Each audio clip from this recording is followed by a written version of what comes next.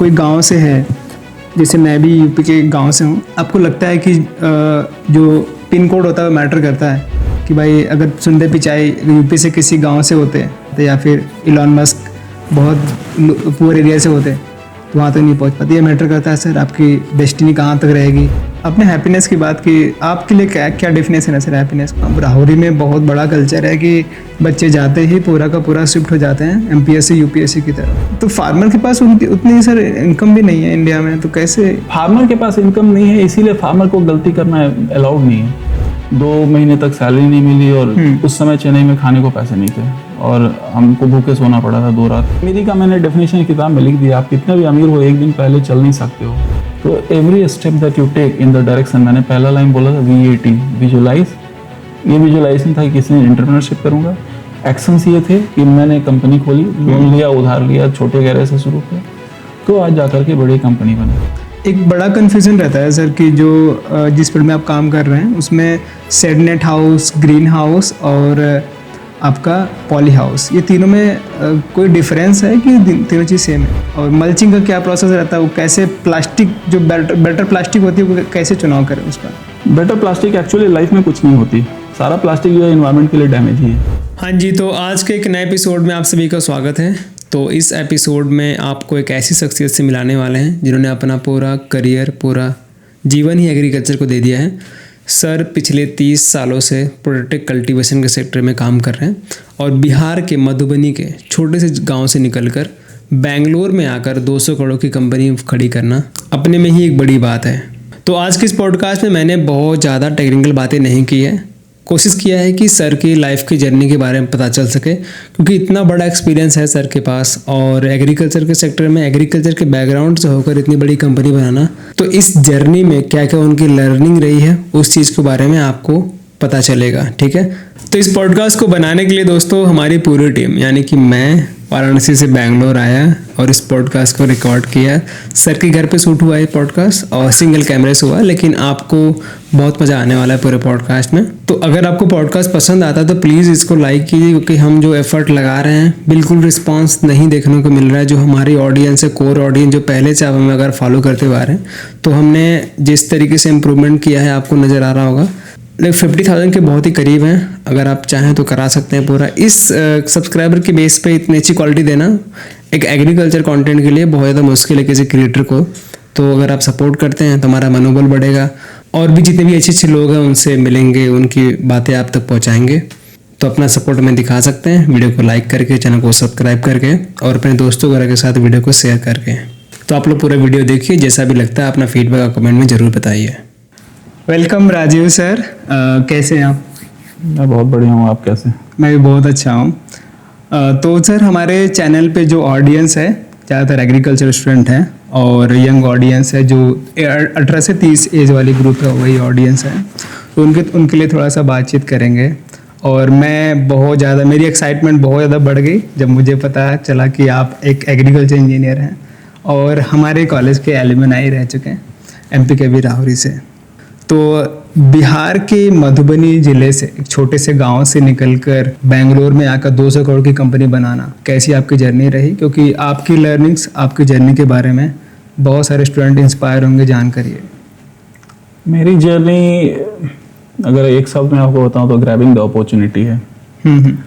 हर एक आदमी के ज़िंदगी में मौके आते हैं, कुछ लोग मौके को आते हुए देखते हैं, जाते हुए देखते हैं, पकड़ते नहीं जी। अगर आपने पकड़ लिया और उसके ऊपर काम किया तो फिर वो मौका एक अच्छा सक्सेस के रूप में बदल सकता है। तो बात 1987 की है, जबकि डिसीजन लेना था कि करना क्या है। पापा चाहते थे कि मैं एग्रीकल्चर इंजीनियरिंग ना पढूं, वो चाहते थे मैं सिविल इंजीनियरिंग पढूं, क्योंकि बिहार में सिविल इंजीनियरिंग में ठीक ठाक ऊपरी कमाई हो जाती थी। मेरी सोच थी कि उनकी जिद थी कि वो मैं इंजीनियरिंग पढूं, मेरी सोच थी कि मैं बायोलॉजी पढूं। तो ये हमारा कॉम्प्रोमाइज़ का फॉर्मूला था कि एग्रीकल्चर इंजीनियरिंग पढूं जिसमें कि थोड़ा इंजीनियरिंग थोड़ा बायोलॉजी दोनों भी हो जाए। अच्छा, उस वक्त मेरी सोच ये थी एग्रीकल्चर इंजीनियरिंग पढ़ने के पहले कि पीछे की दुनिया में कुछ भी हो जाए खाना छूटेगा नहीं, और ये बात कोविड के टाइम में साबित हुई। जो बात मैंने 83, 84 और 87 में सोची थी कि लोगों का खाना बंद नहीं होगा। मेरी वो बात कोविड के वक्त में साबित हुई कि सब कुछ बंद हो गया था लॉकडाउन में, लेकिन खाना बंद नहीं हुआ था। और वेजिटेबल वेंडर्स और एग्रीकल्चर सेक्टर को जो है पूरी आज़ादी थी कहीं भी जाने की। तो ये एक बहुत बड़ी बात है। ये मेरी सोच थी और उस सोच के ऊपर हमने काम किया। तो ज़िंदगी में एक चीज़ है, ज़िंदगी में जो भी यंग बच्चे देख रहे हैं उनके लिए एक है VAT। आपको मालूम होगा पहले हमारे यहाँ पे GST के पहले VAT था। ये क्या होता है सर? टैक्स था, वैट। अच्छा। तो वैट करके टैक्स होता था। मेरे लिए वैट का टैक्स है visualize, V for visualize, A for act and T for transform. Okay. अगर आप विजुअलाइज करके, जिसे बोलते हैं मुंगेरी लाल के हसीन सपने, हाँ हाँ। हसीन सपने देख करके अगर आप उस पर एक्ट करेंगे तो ट्रांसफॉर्मेशन आएगी आपकी ज़िंदगी में। बहुत सारे लोग पहले नंबर पे फंस जाते हैं। वो विजुअलाइज तो करते हैं, मुंगेरी लाल के हसीन सपने देखते हैं, लेकिन उसके ऊपर एक्ट नहीं करते हैं, तो ट्रांसफॉर्मेशन नहीं आता है। तो जब भी अगर आपको ट्रांसफॉर्मेशन चाहिए तो विजुअलाइज करिए, एक्ट करिए, ट्रांसफॉर्मेशन आएगा। तो एग्रीकल्चर इंजीनियरिंग कैसे चुनना पड़ा? लाइक अब उस टाइम पे भी ICAR होता था सर? उस समय ICAR नहीं होता था। उस समय में ICAR की तरफ से मेरा नॉमिनेशन हुआ था यूपी गवर्नमेंट की तरफ से एग्रीकल्चर इंजीनियरिंग पढ़ने के लिए। हाँ। इसमें बहुत बड़ा लाइफ चेंजिंग गेम मेरे लिए था कि मैं था मधुबनी में, बिहार में, और मेरा जो नॉमिनेशन हुआ था महात्मा फुले कृषि विद्यापीठ राहुरी में। अच्छा। कंफर्ट जोन से बोलिए तो करीब 1700 किलोमीटर, घर के आराम से 1700 किलोमीटर दूर। लेकिन वो दूर जाने का फैसला जो है उसने कई सारी नई चीज़ों को सिखाया। मतलब अकेले कैसे रहते हैं, हाँ। बिल्कुल एक नए कल्चर में कैसे रहते हैं, एक नए परिवेश में कैसे रहते हैं, नए दोस्त कैसे बनाते हैं, नई भाषा कैसे सीखते हैं, ये सब कुछ नया था। मगर ये सब कुछ नया था, लेकिन नए के साथ एक बात बहुत गंभीर थी, जो कि लाइफ ट्रांसफॉर्मेशन वहीं से शुरू हुआ कि मैंने जैसा देश वैसा भेष जी, जो भी सीखने का मौका मिला सीखता गया। मराठी भी सीखी, वहाँ के कल्चर को भी सीखा, वहाँ के खान पान को भी अडॉप्ट किया। और यही आपको बोला, विजुअलाइजेशन था कि एग्रीकल्चर यहीं पढ़ूंगा, एक्शन ये था कि उस रास्ते में जो भी रोड़े आएंगे उसको दूर करूंगा। कौन सी बैच थी सर आपकी? 87-91। 87-91 की बैच थी। वहाँ पे सर राहुरी में बहुत बड़ा कल्चर है कि बच्चे जाते ही पूरा का पूरा शिफ्ट हो जाते हैं MPSC UPSC की तरफ। जिन लोगों को लगता है कि सरकारी सेवा में जाना है उनके लिए MPSC UPSC एक चॉइस था। मेरे तरफ से बहुत क्लैरिटी थी कि मुझे सरकारी नौकरी में नहीं जाना है, क्योंकि मेरे घर में बाकी सारे भाई बहन सरकारी नौकरी में ही हैं। तो इस बात का मलाल मेरे पिताजी को बहुत सालों तक था कि मैं सरकारी नौकरी में नहीं गया और जा करके बिजनेस में घुस गया। तो अभी 10 साल पहले उनका निधन हो गया, लेकिन मरने के करीब 1 साल पहले तक वो मुझे हमेशा कहते थे कि तुम बिजनेस करते हो, उसमें तुम्हारी सैलरी ठीक से नहीं आएगी, बाकी लोगों के पास एक फिक्स इनकम है, एक PPF है, एक पेंशन है, तुम्हारे लिए मुझे बहुत टेंशन होता है। तो फिर मुझे एक दिन बुरा लगा, क्योंकि बहुत बार बोल चुके थे कि ऐसा तुम्हारी जिंदगी में अनसर्टेनिटी है। तो फिर मैंने बोला कि पापा देखिए, आपके पसंद से सब लोगों ने काम किया, कैरियर चुना, सरकारी नौकरी चुनी, तो एक काम करते हैं, let's do a math today. तो हमने फिर उनको बोला कि आप भैया की सैलरी जोड़ो, साल भर की जोड़ो, फिर जीजाई की जोड़ो, साल भर की जोड़ो, फिर दीदी की जोड़ो, साल भर की जोड़ो। तो आपके एक पसंद से जिसने अपना कैरियर ऑप्शन चुना, वो सब के सैलरीज को मैंने जुड़वा दिया। और फिर मैं जा करके मेरा इनकम टैक्स का फाइल लाया। मैंने बोला कि ये साल में जितना जोड़ करके कमाते हैं उससे ज़्यादा मैं इनकम टैक्स भरता हूँ। तो बिजनेस करना बुरा नहीं है। एक उसमें बड़ी बात ये है कि अगर आप ईमानदारी से करें तो बुरा नहीं है। तो हमने इंटीग्रिटी को कभी साथ छोड़ा है। तो क्लैरिटी कैसे आई थी सर? क्योंकि अभी कॉलेज में देखते हैं तो बच्चे जो जा रहे हैं, माहौल ऐसा बन जाता है कि आपको मजबूरन वो करना पड़ता है। कैरियर का चॉइस आपको बहुत क्लियरली चाहिए, लाइफ में गोल क्लियर होना चाहिए कि आपको क्या चाहिए जी। अगर आपके डिसीजन में आपकी आज़ादी आपको ज़्यादा पसंद है, अगर आपके डिसीजन में आपको कुछ नया करने का फ्रीडम चाहिए, तो शायद entrepreneurship is a good path. अगर आप एक फिक्स्ड माइंडसेट पे चलते हैं, एक रूल रेगुलेशन और सर्टेन टाइम फ्रेम के अंदर बाउंड होकर डिसिप्लिन के अंदर काम करना चाहते हैं किसी और के अंदर, तो फिर कोई भी जॉब या सरकारी सिस्टम अच्छा है। मेरी सोच थोड़ी अलग थी कि मुझे पहले से वो करना था जो मुझे अच्छा लगता है। तो इसीलिए मैंने ये पाथ चुना। और रही बात, आपको पहले ही मैंने स्टार्ट किया था कि अपॉर्चुनिटी आती है, आपको ग्रैब करना है जी। तो मैं पहले से बिजनेस मैन नहीं था, मैं भी जॉब करने गया था। अच्छा। IIT से मैंने मास्टर्स भी किया। जब सुंदर पिचाई उस वक्त भी हमारे समय कॉलेज में हुआ करते थे। अच्छा, कौन सी बैच थी उस टाइम पे? 91-92 में 3 में पास आउट किया IIT खड़गपुर से। तो वही टाइम था जब सुंदर पिचाई और उनकी वाइफ वगैरह सब हमारे बैचमेट ही थे। तो उन दिनों की बात है। क्लैरिटी ये थी कि जॉब करना है शुरू में, सीख करके बिजनेस में आना है। तो जॉब किया, 3000 से नौकरी ज्वाइन की। एमटेक के बाद? एमटेक के बाद जॉब ज्वाइन किया, 3000 की नौकरी ज्वाइन करी। इंक्रीमेंट प्रॉमिस था 6 महीने के बाद कि 300 रुपये इंक्रीमेंट होगा, वो नहीं हुआ। अच्छा। नाम कंपनी का भी नहीं लूंगा क्योंकि इतिहास हो गया है। अच्छा। 300 रुपये का इंक्रीमेंट नहीं मिला। फिर दुख हुआ कि इंक्रीमेंट नहीं मिला, तो फिर मैंने नौकरी छोड़ दी। अब नौकरी छोड़ दी तो वो नौकरी छोड़ करके चेन्नई आ गया। आप उस टाइम मैरिड थे सर? उस टाइम में मैरिड था, और जब आप शादीशुदा हो और शादी भी जब आपकी लव मैरिज हो और फिर आप वापस घर से सपोर्ट नहीं ले सकते हो, तो आपको आगे ही बढ़ना है। बेसिकली आपको ये बताऊं कि रॉकेट को कभी देखा है? रॉकेट ऊपर बढ़ता है, राइट जी, मगर उसके नीचे आग लगी होती है। आपको ऊपर बढ़ने के लिए नीचे कहीं आग लगना जरूरी है। तो आग लगी हुई थी कि कुछ करना है। करना ये है क्योंकि दुनिया को साबित करना है कि कुछ करना है और कुछ अलग करना है। तो एक जगह पे हम लोग आए, फिर से जॉब पकड़ा। वहाँ पे सिचुएशन ये हुआ कि 2 महीने तक सैलरी नहीं मिली। अच्छा। और उस वक्त हम लोग चेन्नई में थे, घर से 2500 किलोमीटर दूर। तो 2 महीने की सैलरी में ऐसे भी नौबत आए कि हम भूखे सोए। तो ये सोचा था कि कभी अगर हमारी कंपनी खुलेगी या कभी हमारा बिजनेस होगा तो हमारे दिन, कभी ऐसा दिन हमारे एम्प्लॉय को ना देखना पड़े। और यही कारण है कि आज जो हमारी कंपनी एग्री प्लास, उसके अंदर employee care is the first thing. हम देखते हैं कि हमारे किसी एम्प्लॉय को कोई तरह की तकलीफ ना हो, और इसीलिए हमारा एम्प्लॉय रिटेंशन भी अच्छा है। तो coming back to the business में कैसे आए, तो वो मेरा आखिरी जॉब था, जबकि 2 महीने तक सैलरी नहीं मिली और उस समय चेन्नई में खाने को पैसे नहीं थे और हमको भूखे सोना पड़ा था 2 रात।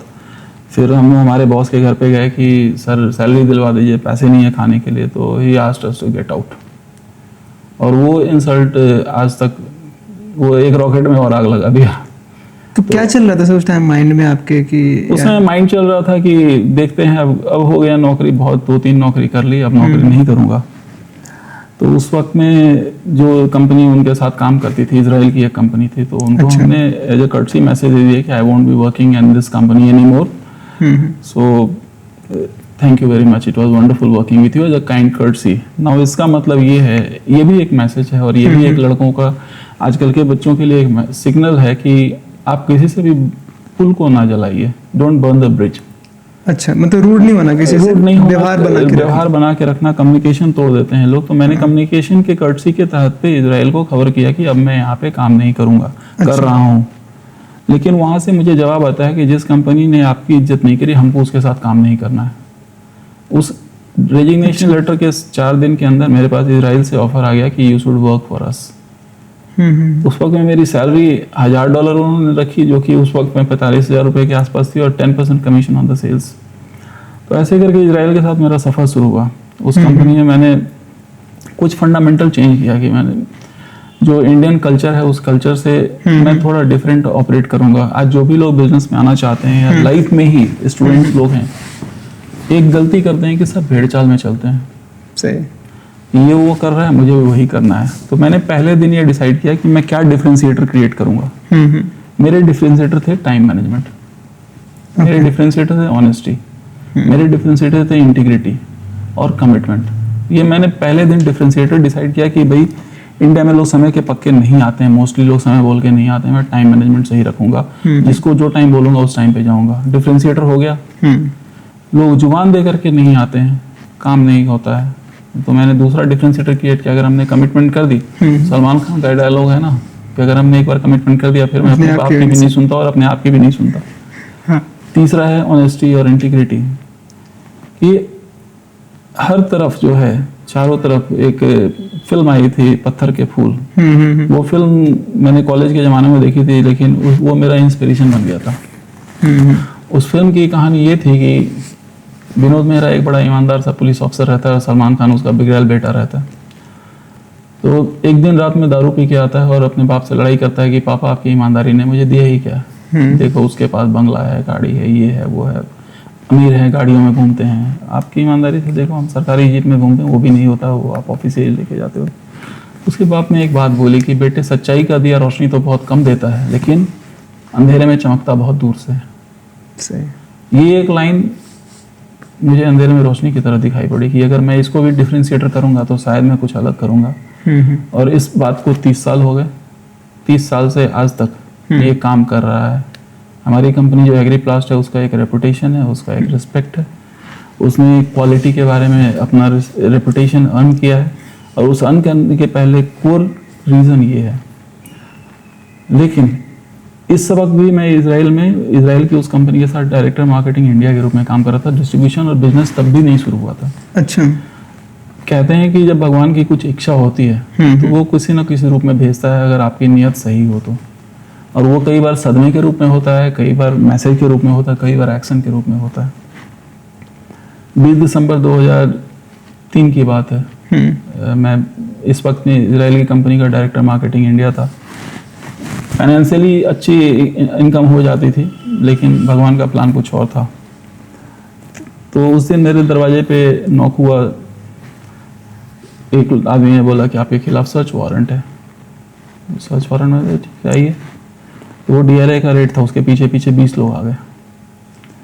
हमारे किसी कस्टमर, जो कोई कस्टमर हमारे इजराइल से इंपोर्ट करते थे, उनका डॉक्यूमेंटेशन करके, वो अंडर इनवॉइसिंग करके कस्टम से क्लियर करते थे। उसकी खोज में DRA का रेड आया। अच्छा।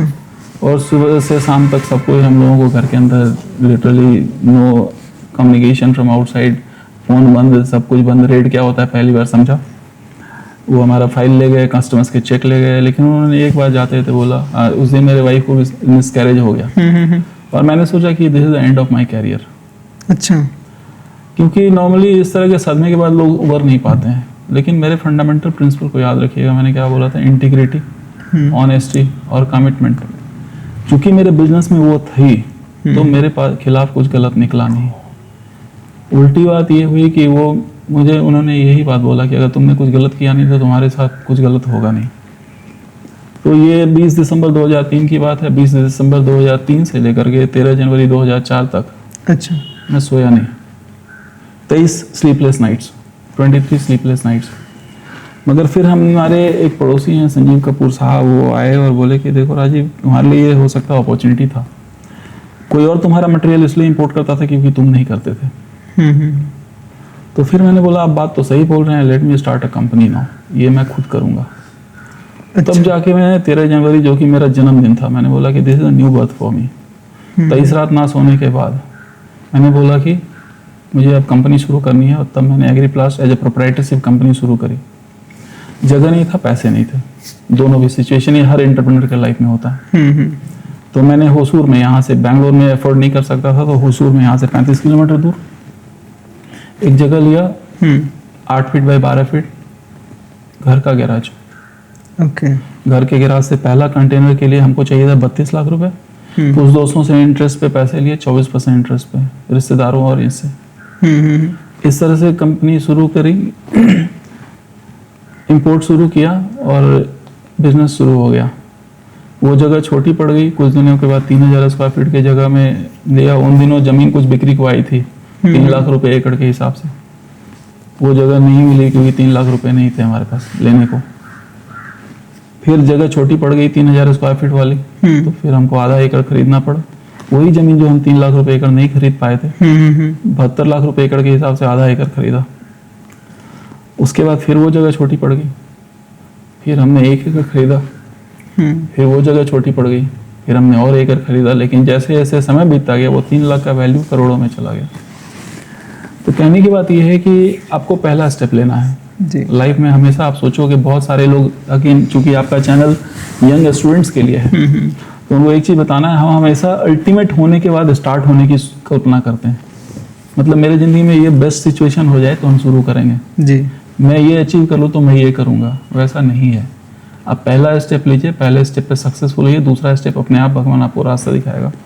तो कैरियर के पाथ पे जब आप चलते हो और आपको जो है, इट्स लाइक नाइट ड्राइविंग। रात में कभी गाड़ी चलाई है? मैंने नहीं चलाई। बहुत सारे बच्चे चलाते होंगे। मान लो कि मैं बैंगलोर से चेन्नई जा रहा हूँ, मेरी फर्स्ट क्लास गाड़ी है, एकदम रेंज रोवर। मान लो अगर रेंज रोवर है या ऑडी है या BMW है, गाड़ी मैंने रात को ऑन करी तो कितनी दूर मुझे दिखाई पड़ता है? चेन्नई तक दिखाई पड़ता है क्या? बिल्कुल नहीं। 200 मीटर दिखाई पड़ता है। जब हम 200 मीटर पे जाते हैं तो अगला 200 मीटर दिखाई पड़ता है। तो 200 मीटर करके आप चेन्नई पहुंच जाते हो। जिंदगी में सक्सेस का रूल यही है। हमारे लोग गलती क्या करते हैं, कह रहे नहीं मैं चेन्नई पहुंच जाऊंगा फिर देखूंगा क्या करना। आप चेन्नई नहीं पहुंचोगे जब तक आप 200 मीटर नहीं क्रॉस करोगे। तो every step that you take in the direction, मैंने पहला लाइन बोला था VAT, विजुलाइज। ये विजुलाइजेशन था कि किसी ने एंटरप्रेन्योरशिप करूंगा। एक्शंस ये थे कि मैंने कंपनी खोली, लोन लिया, उधार लिया, छोटे गैरेज से शुरू किया, तो आज जाकर के बड़ी कंपनी बनी। फंडामेंटल कोर प्रिंसिपल्स डिसाइड करें, इंटीग्रिटी से करूंगा, ऑनेस्टी से करूंगा, अपने कस्टमर्स को झूठ नहीं बोलूंगा। एंड आप आज की डेट में बता सकता हूँ, एग्रीप्लास के किसी भी कंपनी में या किसी भी एम्प्लॉय से आप बात करके कोटेशन नहीं पूछ सकते डायरेक्ट। आपको बताना पड़ेगा कि आप किसी प्रोडक्ट का इस्तेमाल क्या होगा, किस लिए करना है। अगर आपकी बातों को हमें लगेगा कि आपको सच में उसकी जरूरत है तभी हम आपको बेचेंगे, वो भी तब जबकि वो चीज़ जो कि आपको जरूरत है जी। इसलिए नहीं बेचेंगे कि आपके सर पे टोपी डालना है। आपने पूछ दिया तो आप हमसे खरीद नहीं सकते। बेचना हमारा अधिकार है, पूछना आपका अधिकार है। बीच में अगर दोनों का आपकी जरूरत हमारे प्रोडक्ट से मैच करेगा तभी हम आपको बेचेंगे। ये है इंटीग्रिटी का एग्जाम्पल, और ये करने वाले लोग कम हैं आज के ज़माने में। मैं नहीं बोलूँगा कि नहीं है, लेकिन कम है जी। और जो आपने बताया सर, मैक्सिमाइज योर अपॉर्चुनिटीज़, आपने बहुत अच्छे तरीके से उसको ग्रैब किया। आपके डेयर डेस्टिनी जो किताब आपने लिखी है सर, इसमें I think 11th number chapter है। तो सर मैं थोड़ा सा जानना चाहता हूँ, जो आप कंपनी अभी रन कर रहे हैं, इसमें एग्रीप्लास्ट मेन प्रोडक्ट क्या है और किस चीज़ पे काम कर रहे हैं, थोड़ा सा उसके बारे में समझाइए। एग्रीप्लास्ट जैसा कि नाम बताता है कि agriculture and use of plastic. So use of plastic in agriculture is called plastic culture. So Agriplast specializes in the concept of plastic culture. तो आप लोग प्लास्टिक जो सेडनेट हाउस होता है उसकी प्लास्टिक बनाते हैं? मैं आपको बिल्कुल सीक्वेंस से समझाता हूँ। जी बिल्कुल। एक पौधे को जो है जड़ होता है और तना होता है। जड़ को सही करने के लिए हमारा प्रोटेक्टेड फार्मिंग का बेसिक कॉन्सेप्ट बताता हूँ। प्रोटेक्टेड फार्मिंग का बेसिक कॉन्सेप्ट है प्लांट्स को जो भी नेचुरल कंडीशंस चाहिए हम उसको आर्टिफिशियली प्रोवाइड कर रहे हैं जी। जड़ में हमको पानी ज़्यादा नहीं चाहिए, हमने मल्च लगा दिया। उसके बाद ऊपर से कीड़े मकोड़े को रोकना है, किसान को ज़्यादा खर्चा नहीं करना, हमने क्रॉप कवर लगा दिया। उसके बाद अगर 2 लेवल का और प्रोटेक्शन चाहिए तो हमने इंसेक्ट नेट लगा दिया। उसके बाद अगर लाइट कंट्रोल करना है तो हमने शेड नेट लगा दिया जी। और अगर पानी को भी रोकना है तो हमने ग्रीन हाउस बना दिया, पॉली हाउस बना दिया। टेम्परेचर भी कंट्रोल करना है तो पॉली हाउस बना दिया। ये सारे टूल्स हैं, हमको चाहिए क्या उसके हिसाब से हम टूल्स का सिलेक्शन करेंगे। तो एग्रीप्लास्ट टेक इंडिया जो है ये प्रोटेक्टेड फार्मिंग के क्षेत्र में जितने भी टूल्स हैं रिलेटेड टू प्लास्टिक कल्चर, मतलब ग्रीन हाउस के मेटल को छोड़ करके, अच्छा, उसके बाद सारा प्रोडक्ट जो है हम उसको सप्लाई करते हैं हाई क्वालिटी का। ओके। मार्केट में जो अवेलेबल है उसके तुलना में हमारा एक है डिजाइन पर्पस। वो ये product is designed for the purpose. जैसे कि ग्रीन हाउस फिल्म है तो वो किस लिए, काम क्या है उसका, वो काम करने के लिए क्या क्या चीज चाहिए। किसान को लाइफ चाहिए, किसान को हमको लाइट का ये क्वालिटी कंट्रोल चाहिए, क्वांटिटी कंट्रोल चाहिए, तो plastic will be design for that. Mulch है, मल्च का काम क्या है, वीड को नहीं जाने देना, तो will design the product for that. जब हमने मल्च लगाया तो छेद का साइज नहीं चेंज होना चाहिए, will design product for that. Mulch में से लाइट नहीं जाना चाहिए, will design product for that. Mulching का और बोलते हैं स्ट्रेंथ होना चाहिए, और जब आपका लाइफ खत्म हो तो आप उसको आसानी से निकाल सको, तो will design for that. So every single product design for the purpose. और डिजाइनिंग का कॉन्सेप्ट नहीं, यहाँ पे कॉपिंग का कॉन्सेप्ट है कि लोग एक को देखते हैं इसने किया, सब लोग वही करने लगते हैं, लेकिन they don't understand the soul of any product. And I don't blame them. This is how they have been grown. They don't have the technical background. So this has been the DNA of the company कि हम जो है every product जो एग्रीप्लास्ट के अंदर आता है that is designing for the purpose. So एक ये कंपनी है जिसको प्रोडक्ट कंपनी बोलते हैं, जिसके अंदर प्रोडक्ट है। दूसरी कंपनी है एग्रीप्लास्ट प्रोटेक्टेड कल्टीवेशन, जिसको प्रोजेक्ट कंपनी बोलते हैं। अच्छा। कोई आदमी के पास खेती है और उसको अगर संरक्षित खेती में कुछ भी काम करना है तो right from designing till execution हम उसमें सपोर्ट करते हैं। अच्छा। ये दोनों कंपनी में जरूरत क्या है, किसान को माल बेचने के बाद वो सफल हुआ है। सफल होने का काम हर समय किसान को नहीं पता होता है, उसको मार्गदर्शन करने के लिए एग्रोनॉमिस्ट चाहिए होता है। तुम्हारे कंपनी में, दोनों कंपनी में एग्रोनॉमिस्ट का सपोर्ट है, जो किसान को प्रोडक्ट लगाने के बाद गाइड करते हैं कि आप कैसे उसको करें। तो we see till the end how do we make him successful. बिल्कुल। अगर आप अपने कस्टमर्स को जिताते हैं तभी आपकी जीत होगी। जी सर। तो एग्रीप्लास्ट में जो टूल्स आपने शुरुआत से देना, सारे टूल्स देना शुरू कर दिए थे? बिल्कुल नहीं, बाद में ऐड हुए। हर प्रोडक्ट बोला अपॉर्चुनिटी ग्रैब करना, वो बात मैंने आपको पहले बताई। अपॉर्चुनिटी जो है क्या थी, सबसे पहले अपॉर्चुनिटी इजरायली कंपनी के साथ आई वो प्लास्टिक बेचना। उस समय हमारे कंपटीशन में एक ही कंप्यूटर था, आईपीसीएल जो कंप्यूटर था वो एक ही तरह का फिल्म देता था, क्लियर फिल्म। उसके चलते प्लांट के अंदर कुछ खास फर्क नहीं पड़ता था, it was just a rain protection. तो इजराइल की हमारी company we brought films with different properties, जगह के हिसाब से कौन सा प्लास्टिक चाहिए, क्रॉप के हिसाब से कौन सा प्लास्टिक चाहिए, किस प्रॉपर्टी की जरूरत है, वी इंट्रोड्यूस है। तो this was our first product. अब हमने देखा कि ये प्लास्टिक जो है ना, कुछ लोग किसान कंप्लेन करते हैं कि प्लास्टिक फट जा रहा है, समय के पहले फट गया। फिर हमने एनालाइज किया तो प्लास्टिक का दोष नहीं था, दोस्त था कि स्ट्रक्चर में जिस ढंग से फिक्स किया जा रहा है, प्रोफाइल और स्प्रिंग का। तो हमने अगला प्रोडक्ट इंट्रोड्यूस किया, प्रोफाइल और spring, purpose for the design, किस लिए डिजाइन करना है उसको, तो उसको डिजाइन किया। फिर हमने देखा कि ऐसे प्लांट जो है सन बर्न हो रहा है तो शेड नेट का परसेंटेज एक्यूरेट नहीं है, फिर हमने इंट्रोड्यूस किया शेड नेट। फिर हमने देखा कि मल्चिंग के अंदर भी जो कंप्यूटर के प्रोडक्ट हैं उसमें लाइट जा रहा है, फिर हमने इंट्रोड्यूस किया मल्च फिल्म। ऐसे करके we build a whole portfolio based on all the problem that we are solving for farmers. तो सबसे इंपॉर्टेंट चीज़ है किसी प्रोडक्ट डेवलपमेंट का लॉजिक ये है कि हम किसान के किस प्रॉब्लम को हम सॉल्व कर रहे हैं। अगर हम किसान के प्रॉब्लम को सॉल्व कर सकते हैं तो उस प्रोडक्ट का पर्पस है, अदरवाइज कॉमर्स है। तो मुझे बताएंगे सर कि फर्स्ट सेल कैसे किए थे आप, और क्योंकि इंडिया में उस टाइम पे बहुत नया चीज़ रहा होगा ये, और उतनी जल्दी अडॉप्टेशन नहीं मिला होगा, और कंपनी ग्रो करने में तो बहुत डिफिकल्टीज आई होंगी आपको। हमने सेल ही नहीं किया था, सेल नहीं किया, सॉल्व किया था। मैं आज तक सेल नहीं करता हूँ। तो लाइक अभी बिहार में, नॉर्थ में तो बहुत पॉपुलर नहीं है। मैं आपको एक एग्जांपल बताता हूँ। आपके पास कॉल आता है क्रेडिट कार्ड वालों का, हाँ, क्या बोलते हो? मतलब भाई नहीं चाहिए, मतलब नहीं चाहिए। आज भी ऐसे कार्ड है जिसको लोग 60,000 दे करके लेते हैं, और ऐसे कार्ड है जिसको कि 10 लाख दे के भी लेते हैं लोग, ये पता है आपको? ये तो है। जहाँ की फ्री कार्ड आप मना कर रहे हैं, और दूसरा कार्ड है जैसे MX प्लैटिनम कार्ड है, हाँ। वो कार्ड का 60 या 70 हजार रुपये साल का फी है, और लेते हैं उसको। अब क्यों लेते हैं? मैं एक ट्रैवलर हूँ, मेरा पिन पॉइंट है कि जब मैं ट्रैवल करता हूँ तो मेरे को लॉन्च में जाके खाना खाना है। मुझे ट्रैवलिंग में कंसियर्ज सर्विस चाहिए, क्योंकि वो मेरे पिन पॉइंट को एड्रेस कर रहा है। अच्छा, अगर मैं आपको बोलूं कि मैं आपको ऐसा तेल दूंगा जिससे आपके बाल उग जाएं, क्या आप लोगे? आपके, क्योंकि आपके पेन पॉइंट को एड्रेस कर रहा है। हाँ। तो प्रोडक्ट जो किसी किसान के पेन पॉइंट को एड्रेस कर रहा है, वो प्रोडक्ट किसान इंटरेस्टेड होगा, तो वो सेल नहीं है, वो उसके दर्द को संभालना है। तो सर अभी इतना तो अब बात बता रहा हूँ, अब पॉपुलर नहीं है कहाँ पे। अगर एक किसान, जिस वक्त में मैंने पहला सेल किया था, आपने मुझे पहला सेल कैसे किया, किसान का पेन पॉइंट था कि उसका यील्ड बराबर नहीं था, सारे पत्ते यूनिफॉर्म नहीं थे। अच्छा, उस वक्त में हमने उसको ऐसा कॉन्सेप्ट दिया कि लाइट डिफ्यूजन करेंगे। आप नहीं, मेरी बात मानिए, आप 1 एकड़ में ट्राई कीजिए, 30% का डिफरेंस आया यील्ड में।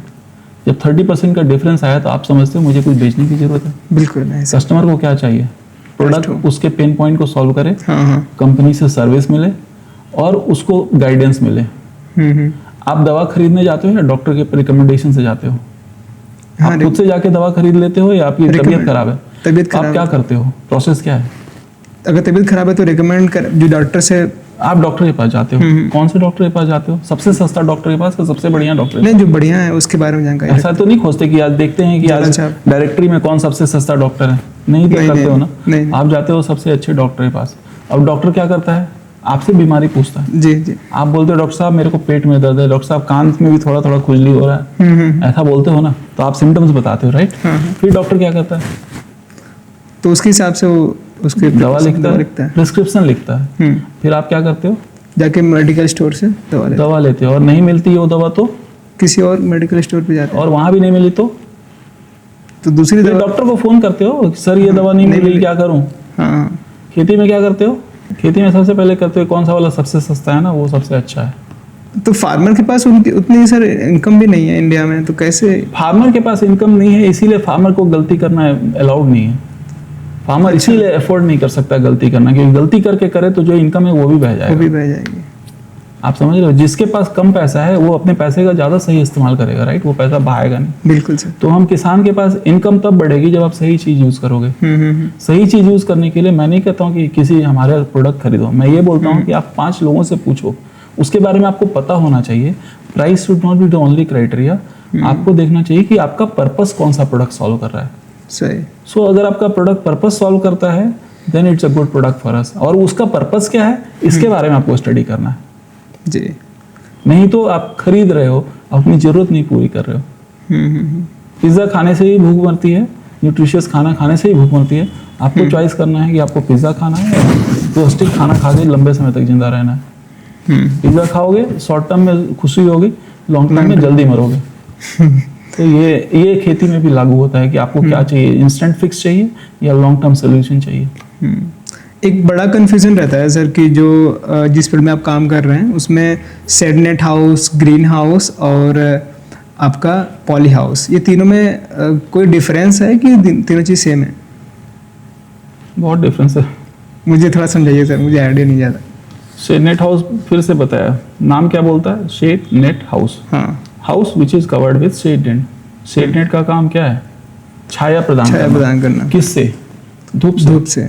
बारिश को रोक सकता है? नहीं रोक सकता। नहीं। खाली रोशनी को रोक सकता है। और क्या क्या कर सकता है शेड नेट? शेड नेट रोशनी के क्वांटिटी को कम कर सकता है। अच्छा। और इस रोशनी के नेचर को चेंज कर सकता है। अगर हम लोग समझो रेड कलर का नेट डाला तो ये रेड पार्ट ऑफ स्पेक्ट्रम में ज्यादा लाइट ट्रांसफर करेगा। तो शेड नेट दो ही काम करता है, लाइट के क्वांटिटी को कम करना और लाइट के क्वालिटी को चेंज करना। यहाँ पे पर्पस क्या है? अगर हमको ऑर्नामेंटल फोलिएज उगाना है, धनिया पत्ता उगाना है और उसमें मैं रेड शेड नेट डालूंगा ना तो मेरा ऑर्नामेंटल फोलिएज ज्यादा अच्छा उगेगा। अच्छा। अगर मुझे नर्सरी करना है, नर्सरी के प्लांट्स को मेरे को कॉम्पैक्ट रखना है, इंटरनोडल स्पेस को कम रखना है, तो मैं ब्लू शेड नेट यूज करूंगा। ओके। लेकिन शेड नेट के अंदर बारिश नहीं आती है। बारिश आती है। अच्छा, बारिश आ सकती है क्योंकि छेद होता है। ओके। वो बारिश आती है और बारिश से मेरे को बचाना, तो शेड नेट करेगा क्या? नहीं करेगा। नहीं। तो चाहिए पॉली हाउस। ठीक है। जब आप पॉली हाउस कर रहे हैं तो उस वक्त में आपको चाहिए पॉली हाउस। पॉली हाउस में क्या कंट्रोल कर रहे हैं आप? एक्स्ट्रा अंदर में शेड नेट लगा सकते हो। लगा सकते हो ना। स्ट्रक्चर से बारिश रुक गई, प्लास्टिक से क्वालिटी ऑफ लाइट चेंज हो गया, क्वांटिटी ऑफ लाइट भी थोड़े हद तक चेंज हुआ। क्या ये टेम्परेचर अपने आप में कम कर सकता है? कुछ प्लास्टिक टेम्परेचर कम कर सकता है, कुछ शेड नेट टेम्परेचर कम कर सकता है। अगर आपको लेकिन कंट्रोल्ड वे में कंट्रोल करना है तो पॉली हाउस को फिर चेंज करना होगा ग्रीन हाउस में। तब हम उसमें fan and pad cooling system लगाएंगे और फॉगिंग सिस्टम लगाएंगे। तो शेड नेट हो गया बेसिक स्ट्रक्चर जिसके अंदर आप केवल एक चीज कंट्रोल कर रहे हो, लाइट को, quantity of light, quality of light. उसके बाद आ गया पॉली हाउस जिसके अंदर आप एक्स्ट्रा प्रोटेक्शन डाल रहे हो रेन से और quality of light and quantity of light. अगर टेम्परेचर को कंट्रोल करना है, अब नेचुरली वेंटिलेटेड ग्रीन हाउस के अंदर भी आप फॉगर्स वगैरह डाल के कंट्रोल कर सकते हो टेम्परेचर। लेकिन अगर आपको फैन एंड पैड सिस्टम डालना है तो आप पूरी तरह से टेम्परेचर को कंट्रोल कर सकते हो, बशर्ते आप कोस्टल एरिया में नहीं हो तो। क्योंकि कोस्टल एरिया में कूलर काम नहीं करता है। तो किसी भी जगह पे कोई भी टेक्नोलॉजी चुनने के पहले पहला क्वेश्चन होना चाहिए कि मुझे चाहिए क्या? Design purpose. बात घूम फिर करके वही आ जाएगी, वही तीन शब्द में, what is the purpose, what do I want to do. अब एक एग्जांपल बताता हूँ। मैं एंथोरियम उगाना चाहता हूँ उस जगह पे जहाँ की समझो कि बैंगलोर में या राजस्थान में उगाना चाहता हूँ। एंथोरियम बेसिकली छाया पसंद करने वाला पौधा है। ओके। वो धूप में उगता नहीं है, उसको छाया चाहिए। ठीक है। अभी आप देखो ये प्लांट जो है छाया वाला है। हाँ। इसको मैं धूप में रखूंगा तो ये परेशान हो जाएगा। जी। तो इसको अगर उगाना है उस जगह पे जहाँ की नहीं हो सकता तो मुझे वो कंडीशन देना है जो इसको ओरिजिनल अपने घर में मिलता है। आपका घर कहाँ है? मेरा घर वाराणसी के पास। वाराणसी के पास है। अगर मैं आपको उठा के कीनिया में भेज दूं तो कैसा कंफर्टेबल रहेगा? बहुत मुश्किल है। बहुत मुश्किल होगा, आपको खाना नहीं मिलेगा। या बिल्कुल समझो तिम्बकतू में भेज दूं तो अगर आपको बनारस जैसा लिट्टी चोखा मैं आपको वहाँ तिम्बकतू में दूं और माँ बाप को वहीं ला के रख दूं और जितना जगह जो जो आपके आजू बाजू के जितने यार दोस्त है सबको ला के रख दूं तो आप वहाँ भी कंफर्टेबल रहोगे। हो जाएंगे। प्लांट के साथ भी वही हो रहा है। प्लांट हमारा एक पर्टिकुलर कंडीशंस में एक पर्टिकुलर लोकेशन पे ग्रो करना चाहता है। उसको आपने चेंज किया लोकेशन और सिचुएशन तो उसको कंफर्ट नहीं है। उसको कंफर्ट डालने का कंडीशन जो है हमको चेंज करना है, क्या क्या कंफर्ट डालना है। क्या केवल लाइट कंट्रोल करने से हो जाएगा तो शेड नेट ही बस है। एंथोरियम में लाइट कंट्रोल करने से हो जाएगा तो शेड नेट बस है जी। अब अगर मेरे को ह्यूमिडिटी भी कंट्रोल करना है तो ह्यूमिडिटी तो शेड नेट में कंट्रोल नहीं होगा क्योंकि छेद है, उससे तो हवा निकल। तो मेरे को पॉली हाउस चाहिए। अगर मुझे टेम्परेचर भी कंट्रोल करना है तो ग्रीन हाउस चाहिए। सिंपल सा कॉन्सेप्ट। क्या चाहिए? डिजाइन पर्पस के हिसाब से चूज द टेक्नोलॉजी। तो ये सारे क्रॉप पे तो अप्लाई नहीं कर सकते ना सर? इसलिए तो बोला ना कि आप समझो तिम्बकतू में परेशान रहोगे, जो तिम्बकतू का रहने वाला है वो तो वहाँ परेशान है, वो तो बड़ा खुश है। तो सारे क्रॉप का रिक्वायरमेंट अलग है। आदमी का रिक्वायरमेंट अलग है, आदमी की जरूरतें अलग है। तो कुछ लाइक आपने देखा होगा कि भाई हमारे कस्टमर हैं, इन्होंने ये क्रॉप उगाई है पॉली हाउस में, ग्रीन हाउस में, और भाई 1 एकड़ में बहुत अच्छी इनकम किसकी देखी आपने? भाई बहुत अच्छी इनकम निकाल ली है, कौन से क्रॉप में? हाँ, बहुत अच्छा क्वेश्चन है। यहाँ पे किसान एवरेज 1 एकड़ पॉली हाउस में, मेरे पास ऐसे किसान है जो 10 लाख रुपए सालाना से लेकर के अच्छा 1 करोड़ रुपए के ऊपर सालाना निकालते हैं। 1 एकड़ की खेती से? 1 एकड़ की खेती से 1 करोड़ के ऊपर निकालने वाले ये हैं। नाम लेना पसंद नहीं करूंगा, लेकिन जिनको भी देखना हो तो ऐसे किसान से मैं मिला सकता हूँ जिनकी 1 एकड़ की कमाई 1 करोड़ है। और कई बार अगर मौसम सही रहा तो इस बार पिछले साल शिमला मिर्च की कीमत जो है करीब 250-300 रुपए किलो गई थी। 40 एकड़ के ऊपर भी, 40 टन के ऊपर भी आप मैथमेटिक्स जोड़ लो, 250 रुपए के ऊपर कितना होता है? कितना होता है? 1 टन का 250 रुपए 1 केजी का हुआ तो 40 टन का कितना हुआ? 40 टन में कंजर्वेटिव बोल रहा हूँ, कितना होगा 1 एकड़ में? 1 करोड़ पहुंच गए। हाँ 1 करोड़। लेकिन वो हर साल नहीं होता, कोई कोई साल होता है। लेकिन कुछ ऐसे क्रॉप्स हैं जो कि पेरिनियली होते हैं, परमानेंट होते हैं। कौन से? वो पॉटेड प्लांट्स में अभी वो पॉसिबिलिटी आ रही है। अच्छा, India is moving to potted plants, कि पॉटेड प्लांट्स के अंदर उगाने का खर्चा अगर x है, बेचने का खर्चा 4x है। बेचने का कॉस्ट 4x है, तो मार्जिन अच्छे हैं। और दूसरा कि ये इंडस्ट्री जो है ग्रो करेगी आने वाले दिनों में। This is becoming the fashion statement to use real things, real flowers. आप देखो ये बनारस में, यूपी में, आप लोगों के घर में जाओगे क्या दिखता है आपको? प्लास्टिक के फूल दिखे? हाँ, प्लास्टिक ही लगा ज्यादातर। क्यों लगता है प्लास्टिक का फूल? तो क्यों? ज्यादा लॉन्ग टर्म टिकता है और सस्ते मिल जाता है। लॉन्ग टर्म टिकता नहीं है, वो शॉर्ट टर्म अफोर्ड नहीं कर सकता। हाँ, सस्ता मिल जाता है। इसका मतलब क्या है? इनकम ग्रुप कम है। इसका मतलब क्या है? स्टेटस कम है। अगर आप रियल फ्लावर यूज करते हो, मतलब क्या है? आप किसानों को सपोर्ट कर रहे हो, इकोनॉमी को सपोर्ट कर रहे हो, रूरल एम्प्लॉयमेंट को सपोर्ट कर रहे हो, नकली फूल से चाइना को सपोर्ट कर रहे हो। करेक्ट जी। भगवान के पास नकली फूल देते हैं क्या? नहीं। डर लगता है कि भगवान जो है श्राप दे देगा। किसी पेशेंट को आज तक नकली फूल लेके मिलने गए हो? बिल्कुल नहीं गए हो, तो घर में क्यों यूज करना? अफोर्ड नहीं कर सकते हो, मैं इस बात को मानता नहीं। आप एक गेंदा का फूल नहीं ला के रख सकते घर में? पौधा नहीं लगा सकते क्या खुद का? आप बताओ, बोलोगे महंगा? नहीं महंगा है। आप एक गुलाब नहीं ला सकते? कौन बोलता है आप गुलदस्ता लाओ? एक गुलाब तो ला सकते हो। आप जिसके घर में आप नेचुरल फूल देखोगे ना, वो उसका सोशल स्टेटस भी बताता है। प्लांट घर में नकली प्लांट रखना, घर में नकली फूल रखना, ये आपके मेंटल स्टेटस और सोशल स्टेटस को बताता है जी। तो मैं जितने भी हमारे ऑडियंस हैं उनको ये रिक्वेस्ट करना चाहूँगा कि अगर आप घर के अंदर पॉजिटिव एनर्जी चाहते हैं तो नकली फूल को ना रखें। नहीं पैसा है, नहीं रखिए, कुछ मत रखिए।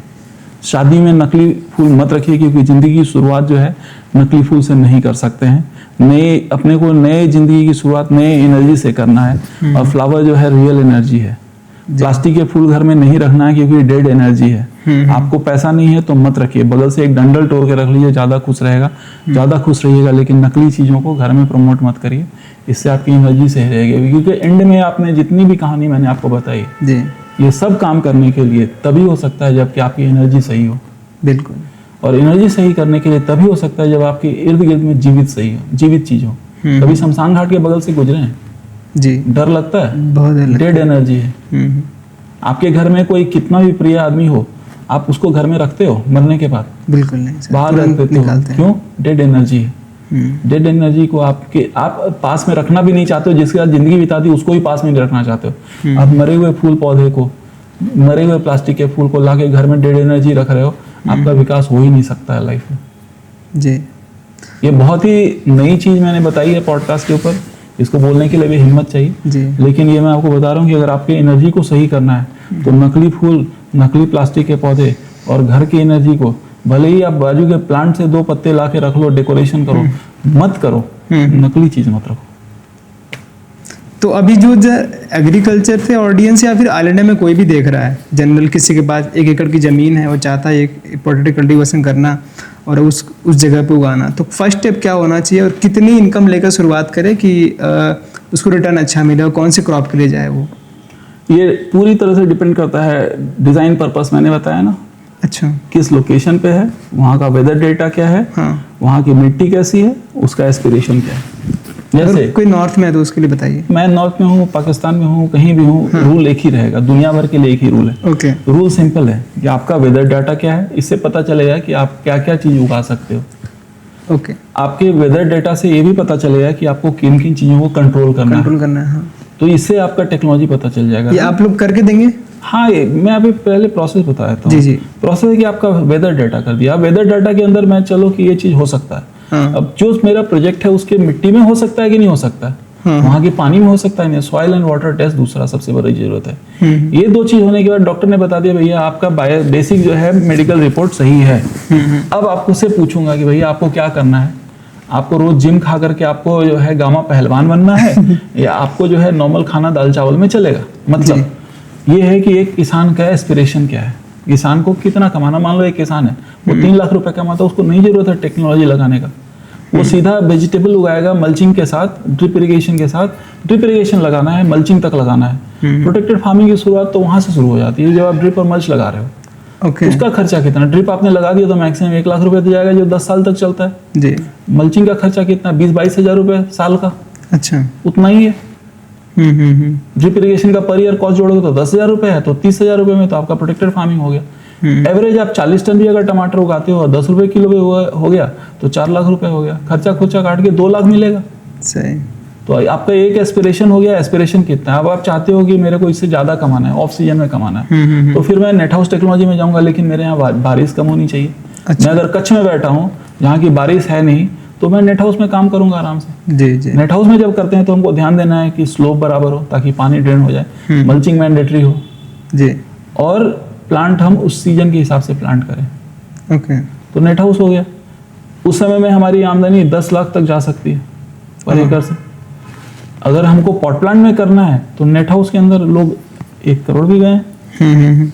तो श्रीलंका के अंदर जो पॉट प्लांट के ग्रोअर्स हैं 30 लाख 40 लाख रुपए तक भी गए हैं पर एकड़। ये हर चीज जो है इन फैक्टर्स के ऊपर डिपेंड करता है कि आपके एस्पिरेशन क्या है, आप कितना टाइम देते हो। बहुत सारे लोग बोलते हैं हमारे पास पैसा है आप खेती कर दीजिएगा, नहीं करेंगे। वैसे खेती नहीं होती, आपको जुड़ना पड़ेगा, ये नेचर है। आपको खुद का पैसा लगा करके आपको खुद उसके साथ जुड़ना पड़ेगा, तब जाकर ये खेती सक्सेसफुल होती है। यहाँ पे हमारे एक मित्र हैं, किसान हैं, मेरे 30 साल से दोस्त हैं, श्रीकांत बोलापल्ली नाम है उनका। 70 एकड़ में खेती करते हैं और साल में 70 करोड़ का टर्नओवर है, साथ में खुद का उगाया हुआ फूल खुद ही बेचते हैं। तो ऐसे भी किसान हैं जो कि 70 करोड़ में के ट्रांजेक्शन में बैठे हैं। प्रॉफिट अलग होगा जिसमें मेरा डोमेन नहीं है उसमें बताना, लेकिन अच्छे किसान हैं। और ऐसे भी किसान हैं जो कि 20,000-30,000 रुपए एकड़ में धान कमा रहे हैं बिहार में।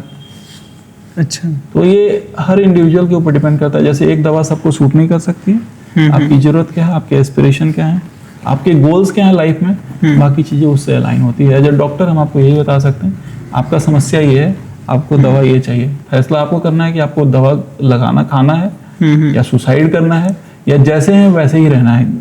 इलाज लेना मैंडेटरी नहीं होता। सबको जिम मेंबरशिप लेकर के जरूरी नहीं है कि बॉडी बिल्डर बन जाए। जिम मेंबरशिप लेने के बाद आपको जाके जिम में काम भी करना पड़ता है। जी। तो इसमें थोड़ा पॉली हाउस का कॉन्सेप्ट थोड़ा समझाइए सर कि कैसे ये वर्क करता है। और पॉली हाउस का कॉन्सेप्ट तो समझा दिया कि controlling parameters which needs to be control. तो कैसे सिलेक्शन कैसे करें कि ये बेस्ट है, और मल्चिंग का क्या प्रोसेस रहता है, वो कैसे प्लास्टिक जो बेटर प्लास्टिक होती है वो कैसे चुनाव करें उसका? बेटर प्लास्टिक एक्चुअली लाइफ में कुछ नहीं होती, सारा प्लास्टिक जो है एनवायरनमेंट के लिए डैमेज ही है। ठीक है, तो आगे उसके अंदर अपने को ये देखना है कि हम कैसे ज्यादा प्लास्टिक ना ऐड करें अपनी जमीन में। ओके। अब लोग मल्च खरीदते हैं, मल्च जो है 3 महीने में पूरा खत्म हो जाता है क्योंकि बोलते हैं हमको 3 मंथ्स का ही मल्च चाहिए। जबकि वही मल्च उसी थिकनेस में आपको 1 साल भी जा सकता है। तो आप ऐसा मल्च खरीदिए जो कि लंबे समय तक चले। दूसरा कि मल्चिंग से लाइट बिल्कुल भी ट्रांसफर नहीं हो। तीसरा, ये सब मैंने आपको बताया है कि अगर मल्चिंग में आप छेद करें तो छेद का साइज नहीं चेंज होना चाहिए मल्चिंग के लाइफ के एंड तक, क्योंकि अगर छेद चेंज हो गया, छेद का साइज चेंज हो गया तो फिर आपका जो है वीट वहां से ग्रो करने लगेगा। तो हर चीज के पीछे कोई भी प्रोडक्ट है डिजाइन पर्पस, क्वेश्चन है आपको क्या चाहिए, आपको क्या करना है, क्या कंट्रोल करना है, उसके हिसाब से कौन सी टेक्नोलॉजी चाहिए। तो ये तो बात हो गई सर कि प्रॉपर जो आप बिजनेस कर रहे हैं उसके बारे में। आप एक बहुत अच्छे स्पीकर भी हैं, बहुत बड़े बड़े कॉलेजेस में भी आप जाते हैं speaker, as a speaker. IIM Ahmedabad और बड़े जो एग्री बिजनेस के कॉलेजेस हैं, मैंने आपके स्पीच भी देखे। तो आप कम्युनिकेशन मास्टर भी रह चुके हैं और एक ऑथर, जो मैं आपकी किताब देख रहा हूँ डियर डेस्टिनी, आपकी जर्नी के बारे में पूरा डिकोड है यहाँ पे। 42 चैप्टर्स हैं इसमें सर। तो थोड़ा सा, जैसे कोई गांव से है, जैसे मैं भी यूपी के गांव से हूँ, और वहाँ से बच्चे, आपको लगता है कि जो पिन कोड होता है वो मैटर करता है कि भाई अगर सुंदे पिचाई यूपी से किसी गांव से होते तो उतने बड़े जगह तक नहीं पहुँच पाते, या फिर इलॉन मस्क बहुत पुअर एरिया से होते तो वहाँ तक नहीं पहुँच पाते। ये मैटर करता है सर, आपकी डेस्टिनी कहाँ तक रहेगी, आपको एक कहानी सुनाता हूँ। बिल्कुल सर। कल मैं सुनाने वाला हूँ अपने कॉन्फ्रेंस में, लेकिन आपको आज ही सुनाता हूँ। ये मैं डालूंगा बाद में फिर। नहीं, शिव खेड़ा साहब की एक बहुत फेमस किताब है यू कैन विन, और उसके अंदर एक स्टोरी है, एक बलून बेचने वाले की कहानी। हाँ। एक गांव के मेले में एक बलून बेचने वाला बलून बेच रहा था जी। जब भी बिजनेस कम हो जाता था तो एक बलून वो छोड़ देता था, हवा में बलून जाता था, बच्चे देखते थे, फिर आकर के उसका बिजनेस बढ़ जाता था। एक बच्चा बड़े देर से इसको ऑब्जर्व कर रहा था कि ये कैसे हो रहा है। उसकी क्यूरियोसिटी हुई, वो गया बलून बेचने वाले के पास और उसने बोला कि अंकल ये रेड वाला बलून अगर उसको छोड़ेंगे तो ये भी ऊपर जाएगा क्या? अच्छा। तो बलून वाले ने जो बात बताई वो जिंदगी का ब्रह्म सत्य है। उसने बोला कि बेटे, बलून के कलर से फैसला नहीं होता है कि बलून ऊपर जाएगा कि नहीं जाएगा। बलून ऊपर जाएगा या नहीं जाएगा ये फैसला होता है कि उसके अंदर भरा क्या है जी। तो आपके पिन कोड से ये नहीं पता चलता है कि आप कहाँ जाओगे, समझ गए? अगर आपके अंदर कर्मठता है, आपके अंदर मेहनत करने का जज्बा है, कुछ अलग करने का कि आपने ठानी है। बहुत सारे गांव के सैकड़ों एंटरप्रेन्योर्स हैं जो आर डूइंग जस्ट अमेजिंग। आप क्या लगता है सुंदर पिचाई करोड़ों में पैदा हुआ था? नहीं, बहुत छोटे से गरीब घर से होके वो गूगल का CEO बना है। मैंने तो उसके कॉलेज के दिन देखे हैं जब वो साइकिल पे चलता था। आपको क्या लगता है APJ अब्दुल कलाम बहुत अमीर घर में पैदा हुए थे? हमारे जो प्रधान महामहिम राष्ट्रपति जी हैं, उनकी जिंदगी में कितनी ट्रेजेडी हुई है आपने देखा है? कभी पढ़िएगा द्रौपदी मैडम के लाइफ में जी। उससे ज्यादा दुख तो कोई इंसान देख नहीं सकता, लेकिन उनके अंदर था तो आज राष्ट्रपति। तो डेयर डेस्टिनी किताब जो है, इसके बारे में थोड़ी सी इंटरेस्टिंग जर्नी बताता हूँ और 2-3 इंपॉर्टेंट पॉइंट बताऊंगा which is game changing and life changing for all the audience and specially young students, जो कि आज के टाइम में कई बार लाइफ में कंफ्यूजन रहता है। ये किताब मैंने 2 साल पहले लिखी थी। 22 नवंबर 2022 को मेरे घर का रिमॉडलिंग चल रहा था और मैं सीढ़ियों से उतर रहा था जी। सीढ़ी पे मेटल फ्रेम पे रखा हुआ एक प्लाईवुड टूट गया और मेरा एक्सीडेंट हो गया। मेरा पाँव टूट गया, मेरा कंधा टूट गया और करीब 70 से 75 स्टिचेज लगे। मुझे ये नहीं पता था कि मैं अगले दिन बचूंगा या नहीं बचूंगा। और उससे 6 दिन के बाद मेरा टॉक था यूपी इन्वेस्टर समिट में, जिसमें मोदी जी और योगी जी आने वाले थे। तो मुझे लगता था कि मैं बहुत व्यस्त हूँ। दिसंबर तक मेरा कैलेंडर टाइट था, 1-1 घंटे के लिए टाइट था। जब हॉस्पिटल बेड पे पहुंच गया और ICU में पहुंच गया और सर्जरी हुई, 3-4 सर्जरी हुई, तो मुझे ये पता चला कि जो उस वक्त का मोमेंट है ना, वही सबसे ज़्यादा ज़रूरी है जी। सबसे ज़्यादा इम्पोर्टेंट कौन है वो सब समझ में आया कि मैं ये सोचा मैंने कि लोग आज पैसा कौड़ी दौलत संपत्ति सबके ऊपर भागते हैं, पीछे भागते हैं, घर परिवार सबको छोड़ करके। मुझे ये समझ में आया कि अगर मैं सारे पैसे खर्च कर दूं तो जिस दिन चलना है, डॉक्टर ने बोला 8 हफ्ते के बाद चलोगे, शायद 1 दिन पहले चल भी ना पाऊँ। तो नेचर का ये कहने का तरीका है कि लाइफ में सब कुछ होता है चाहिए, लेकिन इम्पोर्टेंट क्या है वो हमको समझना चाहिए। और इस हॉस्पिटल के दिनों में जब मेरी ज़िंदगी का पूरा फ्लैशबैक हो गया, मुझे लगा कि मेरे जितने भी एक्सपीरियंसेस हैं वो ऐसे ही ख़त्म ना हो जाने चाहिए। तो मैंने इसको, जैसे ही मेरा हाथ चलने लगा, मतलब हाथ में भी कंधे में भी चोट लगी थी, जिस दिन मैंने लिखना शुरू किया तो मैंने 60 दिन बैठ करके किताब लिखी थी। मैंने बोला कि let me write my whole journey. इसके अंदर फ्लैशबैक चल रहा था, मैं हॉस्पिटल बेड से पीछे जा रहा हूँ ओके। और उसके अंदर लाइफ में जो मेरे इंपॉर्टेंट इंसिडेंट्स हुए और एक्सीडेंट्स हुए उसकी मैंने इसमें चर्चा की है, which has been my eye opener. 1-2 story बताता हूँ जी। आजकल के बच्चे बड़े बिजी हो जाते हैं। हाँ। माँ बाप के लिए टाइम नहीं है, माँ बाप का फ़ोन आता है जी, उठाते नहीं हैं।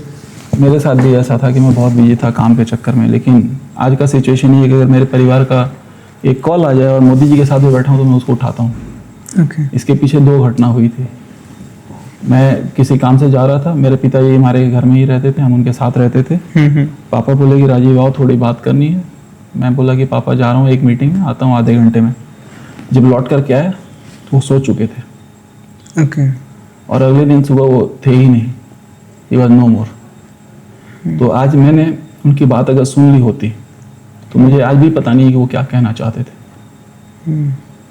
तो अब उस घटना के बाद ये हुआ कि दुनिया में कुछ भी हो जाए, कोई भी हो जाए, लेकिन अगर मेरे परिवार की बात आती है तो family is the first thing.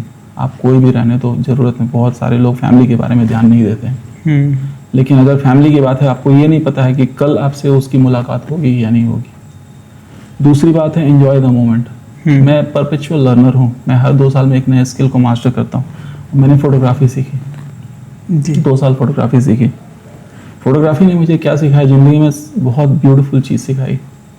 आप दुनिया में जब निकलते हो, रोड में आपको पॉटहोल्स दिखेंगे, गंदगी दिखेगी। Photography teaches you how to see beauty in frames. आजू बाजू कितना भी कचरा हो, लेकिन आपको खाली खूबसूरत चीज़ दिखेगी क्योंकि आप उसी को कंपोज करोगे। अपने लाइफ में इससे आप सीख क्या सकते हो कि आपको इर्द गिर्द जितना भी एनर्जी सही रखने के लिए आप वही देखो जो आपके काम का है, वही देखो जो आपके लिए खूबसूरत है। फोटोग्राफी ये सिखाती है। तीसरी एक घटना है इंसानियत। ये तब की बात है, इसको मैंने अब पेंट किया है, लेकिन घटना ये राहुरी से जुड़ी हुई है। ओके। ईमानदारी मेरे अंदर कैसे घुसी। ईमानदारी मेरे अंदर कैसे घुसी, मैं जब था राहुरी में, हमारे यहाँ एक किताब होती थी AM माइकल की, एग्रीकल्चर इंजीनियरिंग। उस वक्त पैसे आते थे महीने के 400 रुपये। लाइब्रेरी से लिटरली मैं आज कैमरे के ऊपर एडमिट कर रहा हूँ, वो किताब मैंने चोरी की, पेट के अंदर स्वेटर के अंदर छुपा करके रूम पे ले आया। उस घटना के 6 महीने के बाद मेरा एक रूममेट आया और मेरा एक क्लासमेट आया और उसने देखा वो किताब मेरे पास पड़ी हुई है। उसने बोला, रॉय तूने किताब चोरी की है? मैंने बोला हाँ मैंने ये किताब मेरे से गलती हो गई है। उसने जाके लाइब्रेरियन को बोल दिया, डीन को रिपोर्ट कर दिया। लाइब्रेरियन ने बोला कि राजीव बुलाया और मुझे समझाया कि तुम्हारी लाइफ की एक ही गलती है, ये पहली गलती है, इसलिए मैं तुमको माफ़ कर रहा हूँ, लेकिन इस गलती के लिए लोगों को रेस्टिकेट किया जाता है। उस घटना ने मुझे 2 चीज़ सिखाई। पहला ये सिखाया कि ज़िंदगी में अगर कोई पहले नया गलती करता हो, उसको माफ़ करो, सुधरने का मौका दो। बिल्कुल। दूसरा, मैं किसी एम्प्लॉय के ऊपर चिल्लाता नहीं हूँ इसी घटना के बाद। दूसरी बात इसने सिखाई कि इंटीग्रिटी को हाई रखो ताकि कभी एम्बैरेसमेंट नहीं फेस करना पड़े। और उस दिन से मेरे जो ऑनेस्टी और इंटीग्रिटी का पार्ट सीखा, वो मेरी ज़िंदगी में आज भी मेरे लिए मूल मंत्र है। एक और घटना जो मुझे इंसानियत का सीखने को मिला, इससे मेरे रोंगटे आज भी खड़े होते हैं। ये घटना को करीब 40 साल हो गए, 87-88 की घटना है। अचानक से मेरे को खबर आई कि मम्मी की तबीयत खराब है, तो मैं आओ ना देखा था, मनमाड से ट्रेन पकड़ के जाना पड़ता था बिहार वाया गोरखपुर। 40-45 घंटे का सफ़र था। ट्रेन में चढ़ गया, मुझे तब तक बुखार हो गई, 102 बुखार हो गया मुझे। एक आदमी ने मुझे देखा, एक ओल्ड मुस्लिम खान चाचा थे, उन्होंने मुझे देखा और अपने बर्थ को दे दिया। बोले कि बेटे तुम सो जाओ। मेरे पास रिजर्वेशन नहीं था। ना केवल बर्थ दे दिया, बल्कि लगभग 36 घंटे तक वो मेरी सेवा करते रहे कि बेटे देख दो तुमको क्या चाहिए, क्या खाना। मैं बेसुध था। 1-1.5 दिन के बाद मुझे थोड़ा सा होश आया, थोड़ा सा अच्छा लगा और अंकल के उतरने का टाइम आ गया। वो गोरखपुर में उतरने वाले थे। तो मेरे मन में एक जिज्ञासा हुई कि कोई भी आदमी आजकल सीट पे बैठने में नहीं आता है। कोई आदमी अपना बर्थ छोड़ करके, मेरे से डबल ट्रिपल उम्र का आदमी, मुझे क्यों बर्थ पे अपना दे दिया। मैंने बोला अंकल, मुझे मन में क्यूरियोसिटी है कि जब दुनिया के अंदर लोग आज इतने मतलबी हैं, आपने मुझे अपना बर्थ क्यों दिया। तो जो बात उन्होंने बोली ना, वो मुझे आज भी मेरे कानों में गूंजती है। और तब समझ में आया कि इंसानियत जो है उससे बड़ा कोई धर्म नहीं है। उन्होंने बोला कि बेटे मैं रहता हूँ बॉम्बे, मेरे बच्चे फैमिली सब रहते हैं, लेकिन छुट्टी में मेरा बेटा घर गया था, एक्सीडेंट होने से उसका डेथ हो गया। मैं उसकी मैयत में जा रहा हूँ, तुमको देखा तो उसकी याद आ गई। धर्म जात पात के नाम पे जो आज लड़ाई हो रही है, सबसे बड़ा धर्म इंसानियत है। इस घटना ने मुझे ये सिखाया कि मैं रहमदिल बन गया।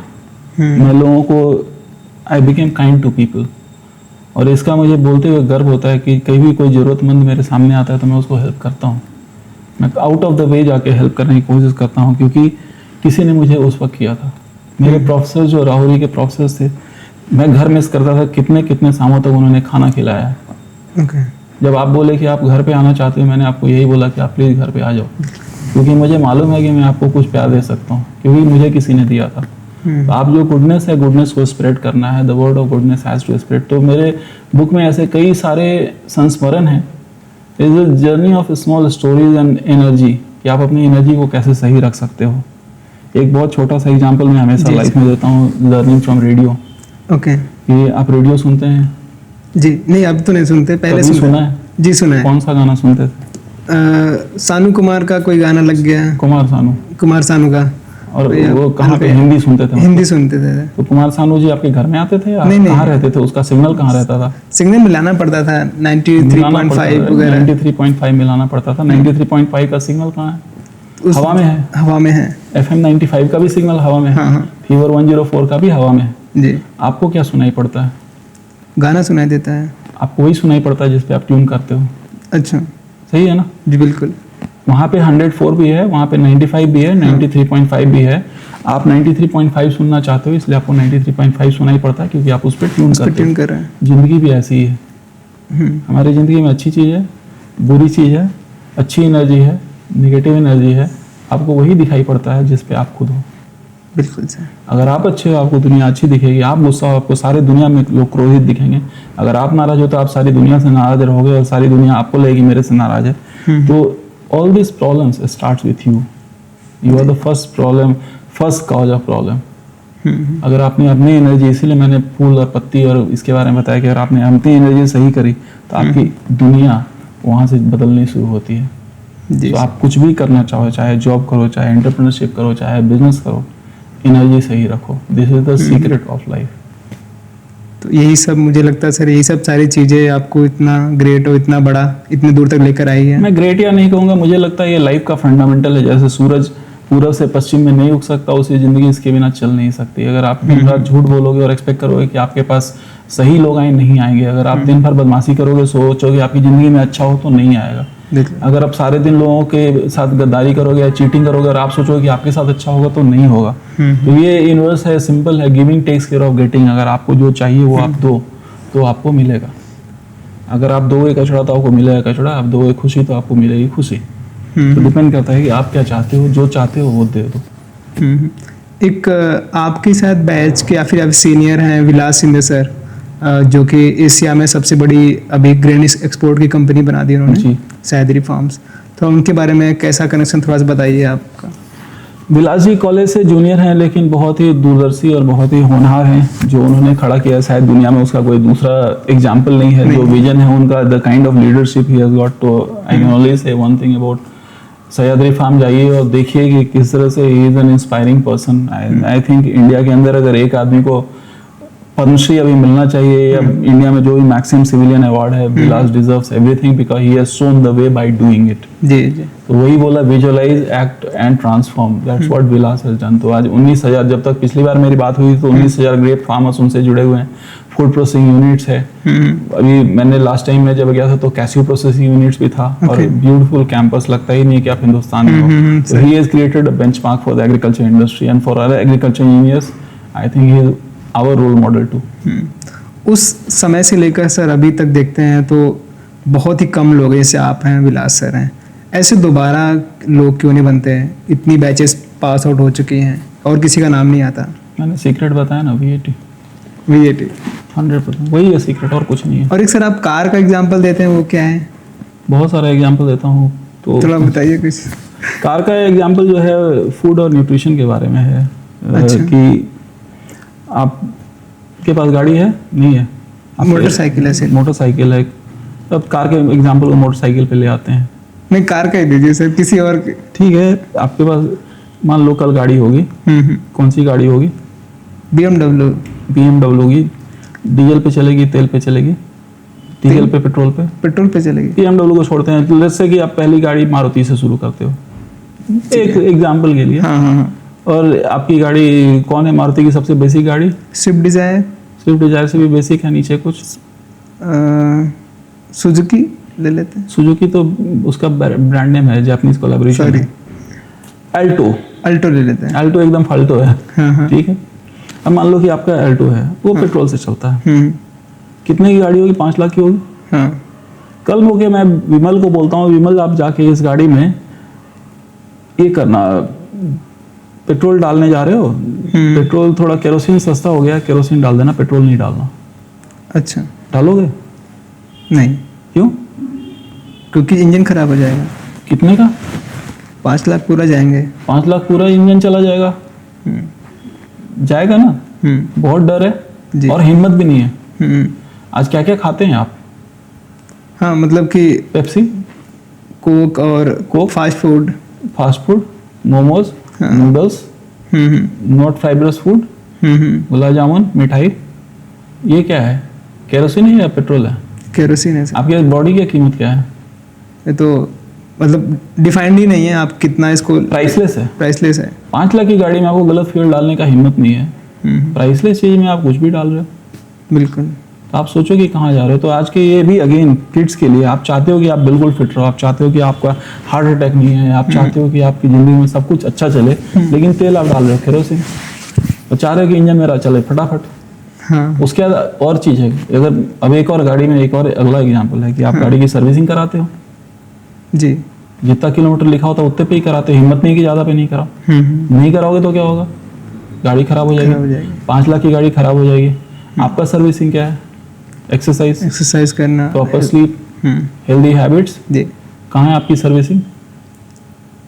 इन्हीं चीज़ों में है। 12 बजे रात तक टीवी देखेंगे, सारा टाइम फोन देखेंगे, ठीक है, हो रहा है, फिर दोस्तों के साथ पार्टी करेंगे, फिर दारू भी पियेंगे, सारा टाइम में गलत करके एक्सपेक्ट कर रहे हो कि हमारा इंजन सही चले। हो सकता है क्या? बिल्कुल नहीं सर। तो ये मुद्दा है समझने का, गाड़ी का एग्जाम्पल इसलिए देता हूँ। Great sir. और एक माँ का उदाहरण भी आप दिए थे, मैंने देखा था आपके वेबिनार में। नहीं, माँ का एग्जाम्पल जो है वो मेरे साथ की सच्ची घटना है, जहाँ की मैंने वहाँ पे केयर का वर्ड डिफाइन किया था। This is a true story. मेरी मदर को ब्रेन हैमरेज हो गया था, डॉक्टर से कि go and take care of her. Okay. तो उन्होंने बताया केयर क्या है। मैंने ठीक है, care, do you understand care? हाँ सर, जो भी हमको चाहिए हम उनके लिए करेंगे, we will do everything for her. He said this is where most of the people in the world, they don't understand the word care. Care is not what you want to do for others. Care is what the other person wants you to do for themselves. Okay. इसका मतलब क्या है कि आप मेरे घर आए, आप 10 दिन से बाहर घूम रहे हो, आप मेरे को बोलो सर मेरे को खिचड़ी खाना है, एक्सप्रेस करो डिजायर कि मेरे को खिचड़ी खाना है, और मैं आपको खिलाऊं पूरी सब्जी। मेरे को पूरी सब्जी बहुत अच्छा लगता है। ओके। आपकी जरूरत क्या है? खिचड़ी। मैंने आपको वो दिया जो मुझे अच्छा लगता है, आपको जो चाहिए वो नहीं दिया। It's not like I don't care for you. अगर आपने खिचड़ी बोला और मैं आपको खिचड़ी देता, then it shows that I am caring for you. And most of the time में care is a misunderstood subject. जब आप रिश्तेदारों में जाते हो, स्पेशली नॉर्थ इंडिया में, तो पूरी सब्जी मिठाई है वो खिलाएंगे अपने हिसाब से। वो आपसे नहीं पूछते हैं कि आपको क्या चाहिए। या ये किसी भी चीज़ में ज़िंदगी में साबित होता है कि आपको जो चाहिए अगर आपके रिश्ते में वो मिलता है तो रिश्ता ज़्यादा टिकाऊ होता है। जी। तो ये माँ का एग्जाम्पल यहाँ से था कि मदर से हमने ये सीखा था, कि मदर के डेथ से ये सीखा था कि केयर किसको बोलते हैं। तब से थोड़ा डेफिनेशन ट्विक हुआ कि केयर को कैसे ठीक करना है। आपका गेट में स्कोर कितना था सर उस टाइम? मेरा ऑल इंडिया शायद 13th या 14th रैंकिंग था। 98 परसेंटाइल, 97 परसेंटाइल था। बहुत साल हो गया तो भूल भी गया हूँ, लेकिन अच्छा भला था। मैं जिनके नोट्स लेके पढ़ा था वो पास नहीं हुए थे, मैं पास हो गया था। ऐसा ही होता है मुझे लगता है, क्योंकि मैं मल्टी टैलेंटेड था। मैं बैडमिंटन खेलता था, मैं म्यूजिक में था, सब कुछ था। इंटर यूनिवर्सिटी खेल करके आया, तो एग्जाम फरवरी था, दिसंबर में इंटर यूनिवर्सिटी खेल के आया। तो मेरे दोस्त मेरे ऊपर चिल्ला रहे थे जिन्होंने गेट का फॉर्म भरवाया था, अबे तो पढ़ता वढ़ता नहीं है, जाके पढ़ाई कर। मैं बोला ठीक है मैं पढ़ूंगा, मेरे को नोट्स दे। तो सबके नोट्स में फोटोकॉपी ले करके फिर पढ़ना शुरू किया। 1-1.5 महीने तैयारी की, और गेट में मेरा अच्छा स्कोर आया। ऑल इंडिया का 14th रैंक था, लेकिन जिनका नोट लेके पढ़ा उसका एग्जाम नहीं हो पाया, तो मेरे को उसके लिए दुख है अभी भी। अभी कौन से बैच के लोग हैं आपके कांटेक्ट में? हाँ, मैं बहुत लोगों के टच में हूँ। तो ये कौन है सर आपकी नज़र में कि ये बहुत अच्छा कर रहे हैं? मुझे लगता है ये सब कंट्रोवर्शियल टॉपिक होगा, अभी नहीं बात करूँगा। मेरा एक फ्रेंड है अभय दोपते, IAS ऑफिसर कोई है मेरे जूनियर्स में है। IAS ऑफिसर कपिल सिरसत है, पटना का ये DM था, मोतिहारी का DM था, और मधुबनी का भी DM था। Very very powerful officer and he is doing fantastic. Police में मेरे को पता है ये सीनियर आई थिंक DIG हैं। अच्छा। मनोज चोटे जी, इज अ DIG इन धनबाद, झारखंड में। तो अच्छा। अच्छे हैं हमारे बैच के काफ़ी, और कुछ तो IFS में भी हैं, अमेरिकन एम्बेसी में थे कुछ हमारे सीनियर्स। काफ़ी अच्छे लोग हैं, there people are doing fantastic. हमारे बैच के अच्छे में Abhay Dogate, I think he is the CFO of John Deere. तो हैं अच्छे लोग। सबसे अमीर कौन है सर? मैंने कोई इनकम टैक्स के रिटर्न से देखा नहीं किसी को। और अमीरी, एक चीज बताऊं, ये मैंने सक्सेस के बारे में बताइए सर। अमीरी का मैंने डेफिनेशन किताब में लिख दिया। आप कितने भी अमीर हो, एक दिन पहले चल नहीं सकते हो। VIP कौन है? एक दिन पहले मतलब अगर आपका एक्सीडेंट हो जाए, आप सारा पैसा खर्चा करके एक दिन अपने पैर पे चल भी नहीं सकते। आप कितना भी पैसा खर्चा कर दो, आप हेल्थ नहीं पा सकते। आप कितना ही पैसा खर्चा कर दो, एक अच्छा रिश्ता नहीं पा सकते। आपकी जिंदगी में खुशी नहीं है। तो पैसे के पीछे भागने से अच्छा है कि मूलभूत चीजों के ऊपर भागिए, जो कि है हैप्पीनेस, जो कि है पीस, जो कि है गुड बिहेवियर, गुड फ्रेंड्स। पैसा और एनर्जी को सही रखिए। अगर ये सब सही रहता है तो बाकी सब चीज आ जाएगी। अमीरी is a very very relative term. इसकी भी एक कहानी है, बताइए सर। एक आदमी जो है घड़ा बेच रहा था। हाँ। तो बाजू से एक फिरंगी निकला, बोला वाह you are making such an amazing pots, I will market this product. बोलता ठीक है, what will you do after that, क्या करोगे? ले जाएंगे इसको एक्सपोर्ट करेंगे। बोले कि ठीक है, उसके बाद क्या होगा? एक्सपोर्ट करेंगे, तुमको हम ज़्यादा पैसा देंगे। बोले ज़्यादा पैसा लेके मैं क्या करूँगा? बोला तुम ऐसे करोगे। तो बोलता अभी क्या कर रहा हूँ? ऐसे ही कर रहा हूँ। ऐसे ही कर रहा हूँ। तो ये बड़ा ही सब्जेक्टिव है कि उस आदमी को वहां पे मिट्टी के नीचे बैठ करके भी उसको करना ऐसा है। और दूसरा कि किसी के लिए 10,000 करोड़ का भी कोई मतलब नहीं है। एंड ऑफ द डे में चाहिए क्या? वही बोले ना, आपके गोल्स और आपके एस्पिरेशंस आपको ये है। तो जरूरी नहीं है कि जो लोग जॉब कर रहे हैं वो सब अनहैप्पी हैं, they are very happy with life. End of the day they should be happy. आपने हैप्पीनेस की बात की, आपके लिए क्या क्या डेफिनेशन है सर हैप्पीनेस का? When I do something that my heart, when I do photography, I become happy. When I learn something new, I am very happy. So मेरा area of influence बढ़ जाता है when I learn a new topic. So every 2 years I master a new topic. Like कुछ साल 2 साल public speaking सीखा, फिर 2 साल stock market सीखा, फिर 2 साल photography सीखी। आजकल AI सीख रहा हूँ। AI सीख रहे हैं आप? हाँ सीख रहा हूँ। कुछ बताइए सर, कैसे यूज कर रहे हैं आप? मैं बहुत सीक्रेट नहीं बता सकता। लाइक अभी जो बच्चे देख रहे हैं, मतलब यंग बच्चे हैं, लाइक कैसे यूज कर रहे हैं उसका? कंस्ट्रक्टिव यूज पहले तो सीख लो, क्योंकि एआई बहुत ज़्यादा पावरफुल है। आने वाले दिनों में जॉब उनका जाएगा जिनको एआई यूज करने नहीं आता है। एआई जॉब नहीं खाएगा, एआई जॉब उनका जाएगा जिनको एआई यूज नहीं करने आता है। आज जैसे मैं बता रहा हूँ, मुझे कल प्रेजेंटेशन करना है कुछ किसी चीज़ के ऊपर जी, तो पहले 4 घंटे लगते थे। आज ऐसे सॉफ्टवेयर हैं जिसके अंदर मैं 15 मिनट में तैयार कर सकता हूँ और उससे ज़्यादा अच्छा कर सकता हूँ। ओके। अगर मुझे कुछ सीखना हो, कोई टॉपिक के ऊपर सीखना हो, या मेरे मार्केटिंग के नोट्स है मेरे पास 3 साल के, 3 साल के नोट्स के ऊपर मैंने एग्जैक्टली अगर मुझे एक प्रोडक्ट का कैंपेन बनाना है, वो सारे नोट्स को मैंने अपलोड कर दिया एक सॉफ्टवेयर में। और उसके अंदर मैंने परमानेंट कमांड लिख दिया कि भैया मुझे इस प्रोडक्ट का अब ये मार्केटिंग प्लान बना के दे दो इस नोट्स के हिसाब से। तो मुझे वो नोट्स को बार बार पढ़ने की जरूरत नहीं है, मेरा एआई कर रहा है। तो बिजनेस के अंदर उसका यूज केस अनबिलीवेबल है, अनबिलीवेबल, आप सोच भी नहीं सकते हो।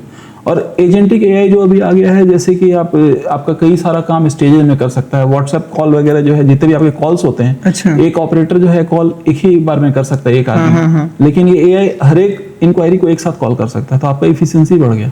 आपका लीड कैप्चर से लेके everything can be automated. So आने वाला टाइम जो है is going to be very exciting. I am only excited the kind of things that is changing every single day. I am learning every day some new AI thing और others and it's amazing. तो sir सिखाना भी चाहेंगे? मैं तो कहूँगा sir आप please course वगैरह लाइए, या फिर नहीं, वो मेरा अगेन मैं खुद सीखने में विश्वास करता हूँ। यूट्यूब बहुत बड़ा यूनिवर्सिटी है, तो you can learn from there.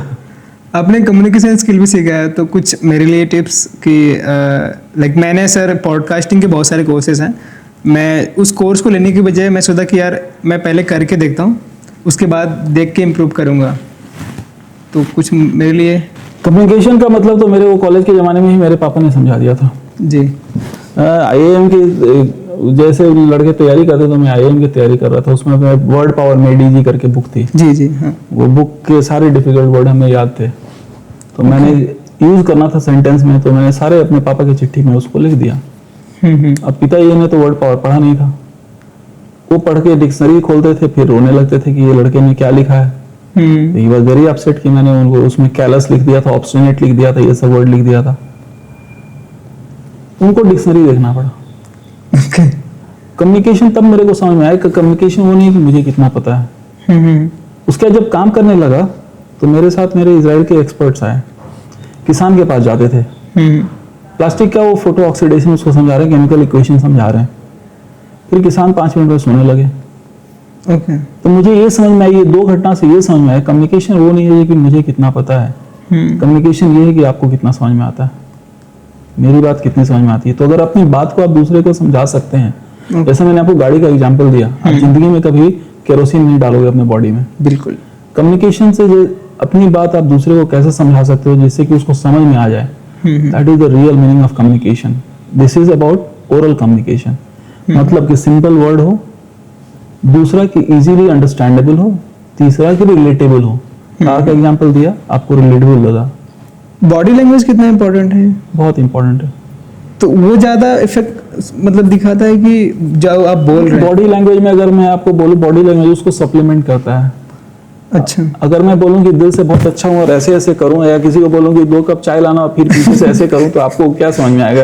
ऐसा तो बॉडी लैंग्वेज कह रहा है ना। अगर मैं आपको दिखूं कि बहुत खुश हुआ, मुंह लटका के बैठा हूं, तो आपको क्या लगेगा? Body language supplements your communication, it's only a supplementary tool. So we were there at communication. Effective communication किसको बोलते हैं? ये हो गया ओरल कम्युनिकेशन के बारे में, जिससे कि सामने वाले को समझ में आ जाए जी। And this thing change me into one of the best teachers in the country on my subject. I can bet on this. आप मेरे को कितना भी कॉम्प्लेक्स सब्जेक्ट दे दो, मेरे पास, जैसे कि हमारे प्रोडक्ट के अंदर एक है यूवी स्टेबलाइजेशन, मैं उसको यूवी स्टेबलाइजेशन नहीं बोलता हूँ, मैं बोलता हूँ रेबन का चश्मा। ओके। रेबन का चश्मा के अंदर लिखा रहता है यूवी। मैं यूवी प्रोटेक्शन को ये नहीं बोलता हूँ कि ये यूवी प्रोटेक्शन है, मैं बोलता हूँ कि हमने प्लास्टिक के अंदर सिपाही भरे हैं, दुश्मन कौन है? सूरज की रोशनी। ये आपको ज्यादा समझ में आएगा, या UV stabiliser with house and nor आपको ज्यादा समझ में आएगा?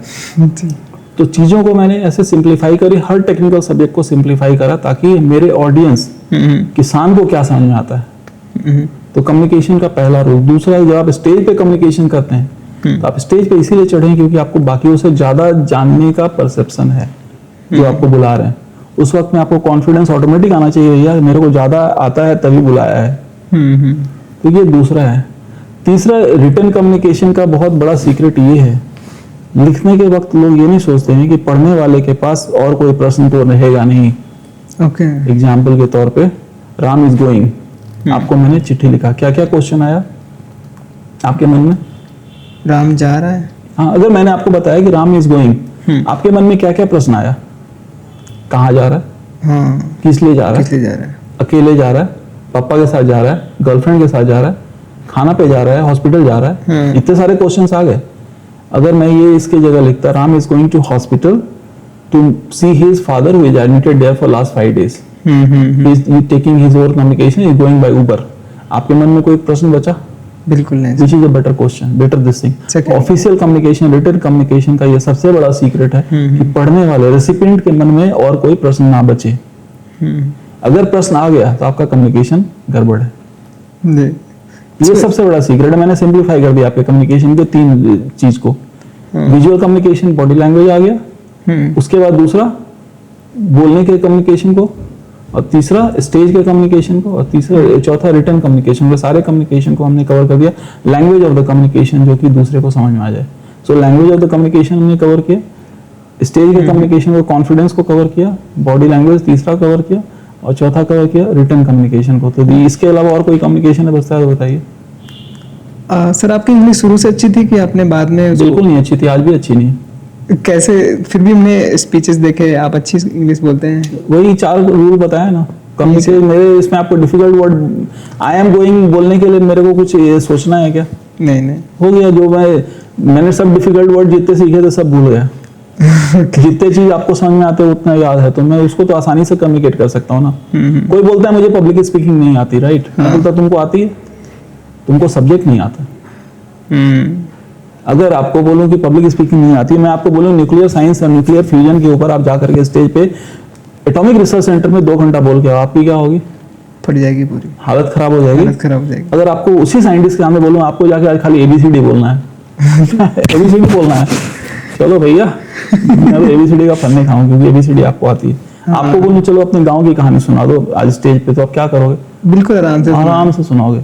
अगर आपको मैं बोलूं कि अमेरिका इसके ट्रम्प का जो वार है टैरिफ का, उसका इंपैक्ट आप बताओ इंडियन बिजनेस पे कितना ढंग से फाइनेंशियली पड़ेगा, आपकी फिर से हवा निकल जाएगी क्योंकि आपको नहीं आता। तो आपको पब्लिक स्पीकिंग आती है, आपको सब्जेक्ट नहीं आता है। जब आपको सब्जेक्ट आएगा तो आपकी स्पीकिंग ऑटोमेटिकली आ जाएगी। जी, मेरे ख्याल से बहुत सारे एस्पेक्ट्स को हमने कवर कर लिया और अब कॉन्फ्रेंस के लिए लोग वेट भी कर रहे हैं। तो बिल्कुल सर, मैं चाहूंगा सेकंड पार्ट के लिए आप जरूर आएं। आपसे सीखने के लिए बहुत कुछ है, और मतलब किताब में 42 चैप्टर, मतलब बहुत सारे कम्युनिकेशन हो सकते थे, और आप एक लाइफ लॉन्ग लर्नर भी हैं, तो मतलब एक मास्टर के रूप में। तो हम इसको यहीं पे समाप्त करते हैं sir. Thank you for your time. Welcome, all the best. Thank you sir, thank you sir. Thank you.